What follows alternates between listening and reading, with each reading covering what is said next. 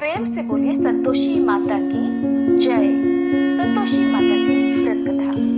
एक गांव में एक बुढ़िया रहती थी जिनके 7 बेटे थे। 6 बेटे कमाने वाले थे लेकिन एक बेटा निकम्मा था। 6 बेटे कमाने वाले थे और एक बेटा निकम्मा था। बुढ़िया माँ 6 पुत्रों का जूठा 7वें पुत्र को दिया करती। 7वां पुत्र एक दिन अपनी पत्नी से बोला, देखो मेरी माता का मुझ पर कितना प्रेम है।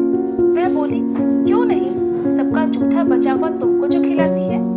तब वह बोला, जब तक आंखों से ना देखूं मान नहीं सकता। पत्नी ने हंसकर कहा, देख लोगे तब तो मानोगे ना। फिर कुछ दिनों के बाद एक बड़ा त्योहार आया। घर में 7 तरह के भोजन और चूरमा के लड्डू बने। वह पत्नी की बात को जांचने के लिए सिर दर्द का बहाना बनाकर पतला कपड़ा ओढ़कर रसोई में जाकर सो गया और कपड़े में से सब देखता रहा। 6 भाई भोजन करने आए। उसने देखा माँ ने उनके लिए सुंदर सुंदर आसन बिछाए, 7 तरह की रसोई परोसी और आग्रह कर करके उन्हें भोजन कराती रही। वह चुपचाप देखता रहा। 6 भाई भोजन करके उठ गए। तब माँ ने उनकी पास थालियों में से लड्डुओं के टुकड़ों को उठाया और एक लड्डू बनाया। जूठन साफ करके माँ ने उससे पुकारा, उठ बेटा उठ, तेरे भाइयों ने भोजन कर लिया, तू भी उठकर भोजन कर ले। तब उसने कहा, माँ मुझे भोजन नहीं करना, मैं परदेश जा रहा हूँ। माता ने कहा, कल जाना हो तो आज ही चला जा। वह बोला, हाँ हाँ आज ही जा रहा हूँ। ऐसा कहकर वह घर से निकल गया। चलते समय उसे पत्नी की याद आई। वह गौशाला में कंडे थाप रही थी। तब वह वहां जाकर बोला, सुनो मेरे पास तो कुछ नहीं है, ये अंगूठी है, ये ले लो और अपनी कोई निशानी मुझे भी दे दो। पत्नी बोली, मेरे पास क्या है, ये गोबर भरा हाथ है। ऐसा कहकर उसकी पत्नी ने पीठ पर गोबर के हाथ की थाप मार दी। तब वह चल पड़ा। चलते चलते दूर देश में पहुंच गया। वहां एक साहूकार की दुकान थी। वहां जाकर बोला, सेठ जी मुझे नौकरी पर रख लो। साहूकार को नौकर की सख्त जरूरत थी।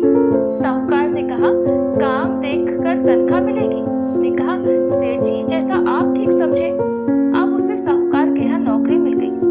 वह वहां दिन रात मेहनत से काम करने लगा। कुछ दिन में दुकान का लेन देन, हिसाब किताब, ग्राहकों को माल बेचना सारा काम करने लगा। साहूकार के 7-8 नौकर थे, वे सब चक्कर खाने लगे। लेकिन उसने अपनी लगन, परिश्रम और ईमानदारी से सभी को पीछे छोड़ दिया और उसे फिर अपने किए का फल भी मिला। सेठ ने भी उसका काम देखा और 3 महीनों में ही उसे मुनाफे में साझेदार बना लिया। परिश्रम करते करते 12 वर्षों में ही वह नगर का नामी सेठ बन गया और सेठ अपना सारा कारोबार उस पर छोड़कर बाहर चला गया। इधर घर पर उसकी पत्नी पर क्या बीती वह भी सुनिए। सास ससुर उसे अब दुख देने लगे। गृहस्थी का सारा काम करवाकर उसे लकड़ी लेने जंगल में भेजा करते। इस बीच घर की रोटियों के आटे से जो भूसी निकलती उसकी रोटी बनाकर रख दी जाती और फूटे नारियल की नरेली में पानी दिया जाता। इस तरह उसके दिन बीतते रहे। एक दिन जब वह जंगल में लकड़ी लेने जा रही थी तब उसे रास्ते में बहुत सी स्त्रियां संतोषी माता का व्रत करती दिखाई दी। वह वहां खड़ी होकर पूछने लगी, बहनों ये तुम किस देवी या देवता का व्रत कर रही हो और इसके करने से क्या फल मिलता है? इस व्रत के करने की क्या विधि है? यदि तुम अपने इस व्रत का विधान मुझे समझाकर कहोगी तो मैं तुम्हारा बड़ा एहसान मानूंगी।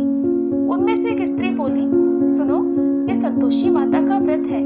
इसके करने से निर्धनता और दरिद्रता का नाश होता है, लक्ष्मी आती है, मन की चिंताएं दूर होती है, मन को प्रसन्नता और शांति मिलती है, निपुति को पुत्र मिलता है, पति बाहर गया हो तो वह शीघ्र लौट आता है, कुमारी कन्या को मनपसंद वर मिलता है, चलता मुकदमा खत्म हो जाता है, कलह क्लेश की स्थिति हो तो मुख शांति होती है, घर में धन जमा हो, धन जायदाद का लाभ होता है, और भी जो कुछ भी मन में हो, जो कुछ भी कामना हो, सब संतोषी माता की कृपा से पूरी हो जाती है, इसमें संदेह नहीं। तब वह पूछने लगी, ये व्रत कैसे किया जाता है, ये भी बताओ तो बड़ी कृपा होगी।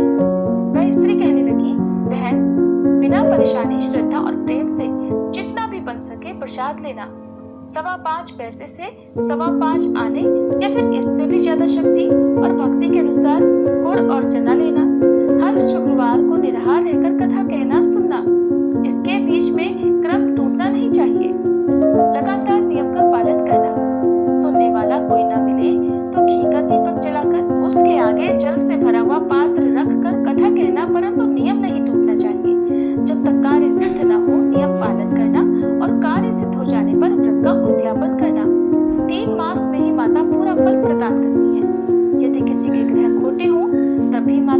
वर्ष में अवश्य उनको अनुकूल करती है। कार्य सिद्ध होने पर ही उद्यापन करना चाहिए, बीच में नहीं। उद्यापन में 2.5 सेर आटे का खाजा और इसी अनुसार खीर और चने का साग बनाना, 8 बच्चों को भोजन कराना, जहाँ तक मिले देवर, जेठ, भाई बंधु या कुटुंब के लड़के लेना, ना मिले तो रिश्तेदारों और पड़ोसियों के लड़के बुलाना, उन्हें भोजन कराकर यथाशक्ति दक्षिणा देकर माता का नियम पूरा करना। ध्यान रखना उस दिन घर में कोई खटाई न खाए। ये सुनकर वे वहां से चल पड़ी। रास्ते में लकड़ी के गट्ठर को उसने बेच दिया और उन पैसों में गुड़ चना लेकर माता के व्रत की तैयारी कर आगे चली।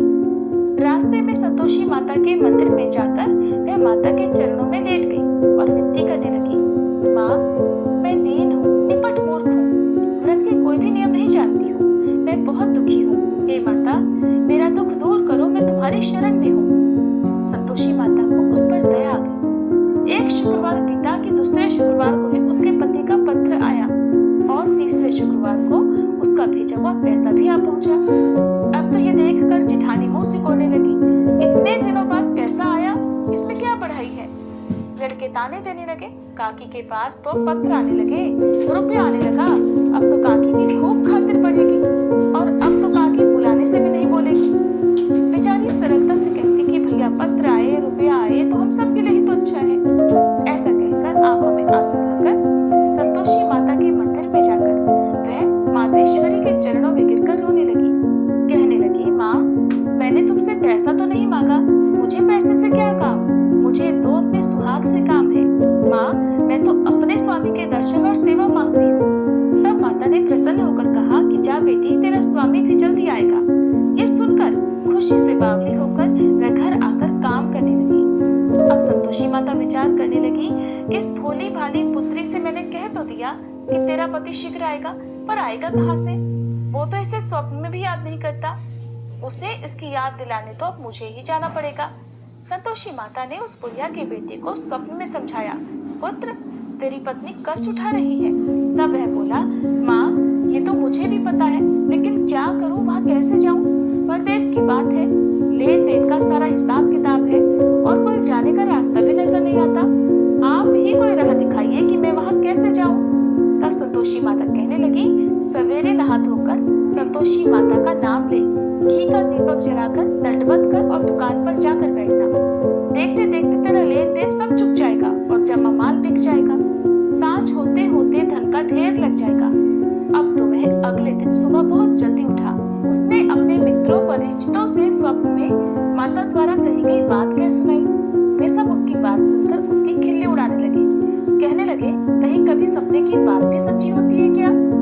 लेकिन उनमें एक बूढ़ा व्यक्ति बहुत समझदार था। वह बोला, देखो भाई, मेरी बात मानो, इस तरह सच या झूठ कहने के बदले देवता ने जैसा कहा है वैसा ही करना।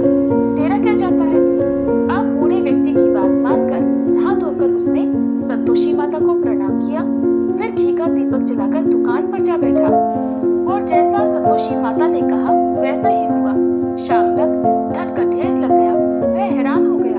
मन में संतोषी माता का नाम लेकर प्रसन्न होकर घर जाने के लिए गहने, कपड़े और सामान खरीदने लगा। सब काम से निपट कर वह अपने घर को रवाना हुआ। उधर उसकी पत्नी जंगल में लकड़ी लेने गई थी। लौटते समय थक जाने के कारण वह संतोषी माता के मंदिर पर विश्राम करने बैठ गई। ये तो उसका रोज रुकने का स्थान था। तब धूल उड़ती देखकर उसने माता से पूछा, हे माते, ये धूल कैसे उड़ रही है? संतोषी माता ने कहा, पुत्री, ये देख, तेरा पति आ रहा है। अब तू ऐसा कर, लकड़ियों के 3 बोझ बना, एक नदी के किनारे रख, दूसरा मेरे मंदिर पर और तीसरा अपने सिर पर रख। तेरे पति को लकड़ी का गट्ठर देखकर मोह पैदा होगा। ये वहां पर रुकेगा, नाश्ता पानी करके माँ से मिलने जाएगा। तो लकड़ी का गट्ठर उठाकर जाना और बीच चौक में गट्ठर डालकर 3 आवाजें जोर से लगाना, लो सासू जी, लकड़ियों का गट्ठर लो, भूसी की रोटी दो, नारियल के खोपरे में पानी दो, और आज कौन मेहमान आया है? संतोषी माता की बात सुनकर वह बहुत अच्छा माँ कहकर प्रसन्न मन से लकड़ियों की 3 गट्ठर बना लाई। एक नदी के तट पर, दूसरा माता के मंदिर पर रखा। इतने में ही मुसाफिर वहां आ पहुंचा। सूखी लकड़ी देखकर उसको इच्छा हुई कि अब यही विश्राम कर ले और भोजन बनाकर खा पी कर फिर काम को चले। इस प्रकार भोजन करके विश्राम कर वह अपने गांव में आ गया। उसी समय बहू सिर पर लकड़ी का गट्ठर लिए आई। उसने गट्ठर को आंगन में डाला, जोर से 3 आवाजें लगाई। लो सासू जी, लकड़ी का गट्ठर लो, भूसी की रोटी दो, नारियल के खोपरे में पानी दो। आज कौन मेहमान आया है? ये सुनकर सास ने अपने दिए हुए कष्टों को भुलाने के लिए कहा, बहू तू ऐसा क्यों कह रही है? तेरा पति ही तो आया है। आ बैठ, मीठा भात खाकर कपड़े गहने पहन। पत्नी की आवाज सुनकर उसका पति बाहर आया।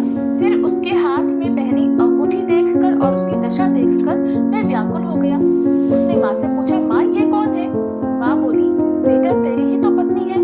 आज 12 वर्ष हो गए हैं। जब से तू गया है तब से सारे गांव में जानवर की तरह भटकती फिरती है। काम काज कुछ करती नहीं, 4 समय आकर खा जाती है। अब मुझे देखकर भूसी की रोटी और नारियल के खोपरे में पानी मांगती है। तब वह बोला, माँ मैंने इसे भी देखा है और तुम्हें भी।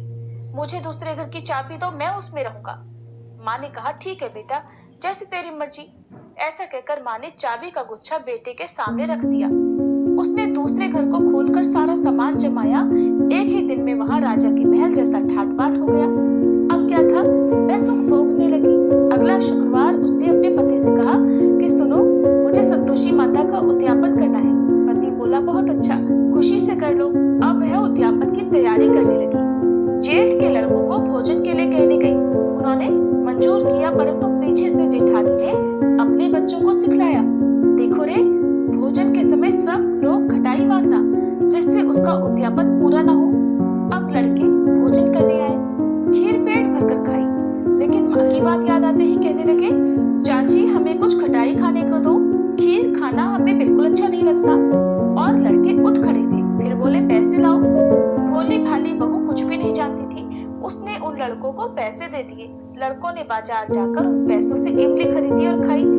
ये सब देखकर अब बहू पर संतोषी माता का कोप हुआ। राजा के दूत उसके पति को पकड़कर ले गए। जेठानी कहने लगी, अब सब पता चल जाएगा जब जेल की रोटी खाएगा। बहू से ये वचन सहन नहीं हुए। वह संतोषी माता के मंदिर में गई और कहने लगी, माता ये आपने क्या किया? हंसाकर आप मुझे क्यों रुलाने लगी? संतोषी माता बोली, पुत्री तूने मेरा व्रत भंग किया है, इतनी जल्दी सारी बातें भुला दी। मैं बोली, माँ मैं तो कुछ भी नहीं भूली, न ही मैंने कोई अपराध किया है। मुझे तो लड़कों ने भूल में डाल दिया, मुझे क्षमा करो माँ।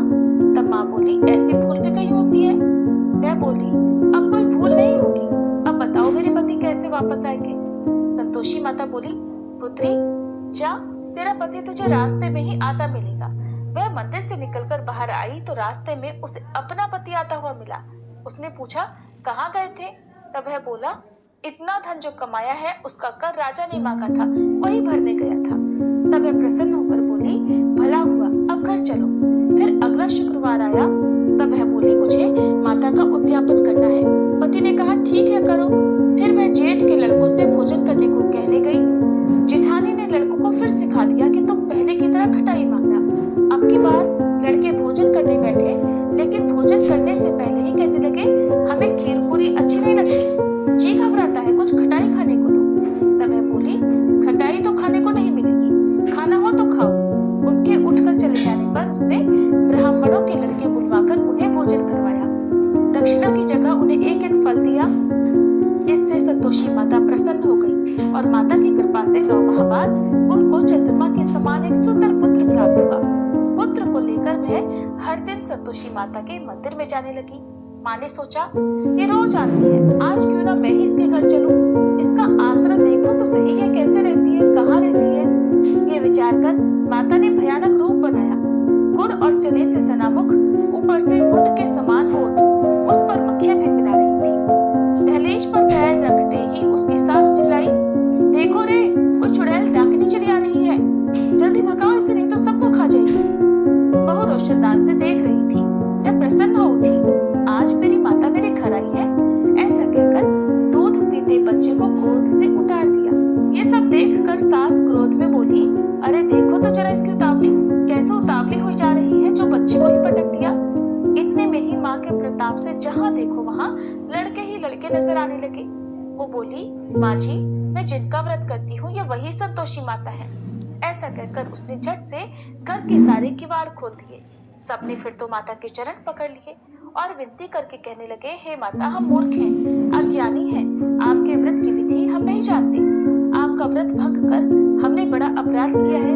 हे माते, आप हमारे सभी अपराधों को क्षमा करो। इस तरह बार बार कहने पर संतोषी माता प्रसन्न हुई। इसके बाद उसकी सास कहने लगी,